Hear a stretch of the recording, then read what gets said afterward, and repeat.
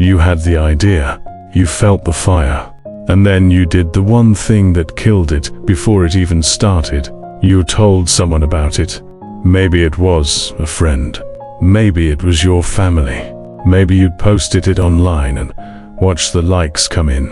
And in that moment, it felt amazing. It felt like momentum. It felt like you were already on your way. But then, nothing happened. The energy disappeared. The excitement faded. Days passed, then weeks.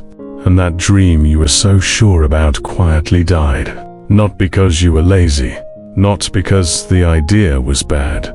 But because of something happening deep inside your brain that nobody ever warned you about. Stay with me, because what I'm about to share changed the way I think about goals, ambition, and what it actually takes to build a life you're proud of. There's a man I want you to picture. His name is Marcus, early 30s, smart, full of ideas, the kind of person people love to be around because his energy is contagious. Marcus had a dream of opening a coffee shop. Not just any coffee shop. A place with warm lighting and good music and the kind of coffee that makes you slow down and actually taste it. He could see it clearly. He had notebooks full of ideas, names, menus, color palettes, what them was. And then one night at dinner with friends, he told them everything. His eyes lit up as he described it. His friends leaned in. They asked questions. They said things like, "That sounds incredible, and you should absolutely do this," and I'd be there every single morning. Marcus drove home that night feeling like he'd already done it, like the shop was real, like he was already the person he wanted to become. You know what happened next? He never opened the shop. Not that week, not that year, not ever. The notebooks collected dust, the vision faded. And every time someone asked him, "Hey, whatever happened to that coffee shop idea?" he felt a small, quiet sting. Here's what most people don't know. This isn't a willpower problem. This is a neuroscience problem. When you tell someone about a goal, your brain does something fascinating and deeply unhelpful. It releases dopamine, the same chemical it releases when you actually achieve something. Your mind, at a very biological level, cannot fully distinguish between telling people about a goal and completing it. The social recognition you receive, the nodding, the encouragement, the "you should totally do that," it all registers as a reward. And once your brain receives the reward, it loses a significant portion of its drive to earn it. Psychologist Peter Gollwitzer spent years studying this.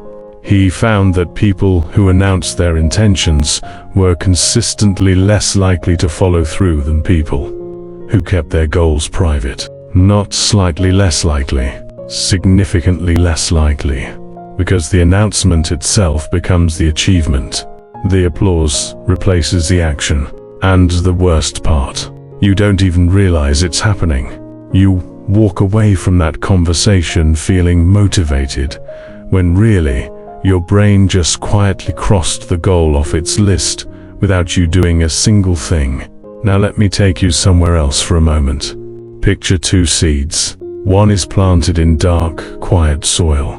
No one can see it. It gets water. It gets patience. It gets time. And slowly, invisibly, roots form. Life begins underground before anyone sees a single trace of it above the surface. The second seed is placed on a table at a dinner party. People admire it. They talk about how beautiful the tree will be. They imagine its branches, its shade, its fruit. The seed sits in the warm glow of conversation and expectation. Which seed becomes a tree? You'd already know the answer. And yet most of us spend our whole lives being the second seed. We place our dreams on the table. We let people admire what we imagine. And we wonder why nothing ever grows. The most powerful phase of any dream is the phase no one sees. That quiet, underground season when the only thing between you and your goal is your own daily effort. No audience, no applause, just you and the work. That is where real growth happens. Let me tell you about a different kind of person. Her name is Nora. She grew up watching her mother work 2 jobs to keep the family afloat. From the time she was 16, Nora wanted to build something of her own. Not for recognition, not to prove anything to anyone, just to know that she could. When she finally decided to launch her small business, she told no one. Not her best friend, not her sister, not her colleagues. She just started. Every evening after work, she built her website, researched her market, tested her product, made mistakes in private and fixed them in private. Some nights she felt confident. Other nights she sat with her laptop at midnight wondering if any of it would ever work.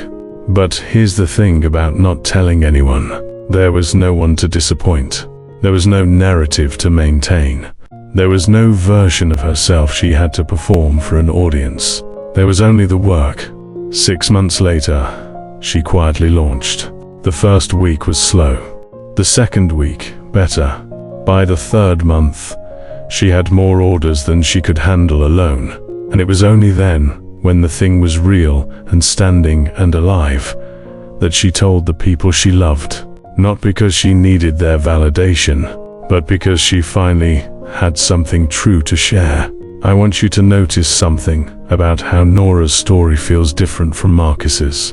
Marcus got the rush up front, the excitement, the admiration, and it cost him everything that came after. Nora felt the fear, the doubt, the quiet frustration of building in the dark. And she got to feel something Marcus never did. The real thing. The unshakable pride of someone who actually did it. There is a kind of confidence that comes from spoken dreams. It feels good. It is warm and social, and it feeds something in us that wants to be seen. But there is another kind of confidence. One that cannot be taken away. The kind that lives in your hands and your history. And the quiet knowledge that when you said you were going to do something, you did it, even when nobody was watching. That second kind of confidence is what changes a life. Now I want to be honest with you, because this is more nuanced than just never talk about your goals. There are people worth telling. A mentor who will hold you accountable, not in the applause sense, but in the, I'm going to ask you hard questions and push you forward sense. A partner who is walking the same road and needs your honesty as much as you need theirs. A coach who will use your declaration as fuel for your growth, not just as a reason to celebrate. These people are rare, and you know who they are in your life. The danger isn't sharing your dreams with the right people. The danger is performing your dreams for an audience that will clap and then forget. The danger is mistaking social warmth for real traction. Ask yourself honestly, when you share your goals, are you looking for accountability or are you looking for applause? There is no shame in the answer. We all do it. But the moment you can tell the difference, everything changes. Here is something I want you to try. Think of one thing you've been wanting to do. Something real. Something that's been sitting in the back of your mind, maybe for months, maybe longer. Now resist every urge to tell someone about it. Instead, take one small action toward it. Not a big announcement, not a vision board you post online. Just one small, quiet, real action. Tonight, tomorrow, this week. Write the first paragraph. Send the first email. Buy the first tool. Take the first class. Do it in private. Do it without an audience. Do it for no one but yourself and the version of you that's waiting on the other side of the work. And then notice how that feels. Not the dopamine of the announcement. Something steadier.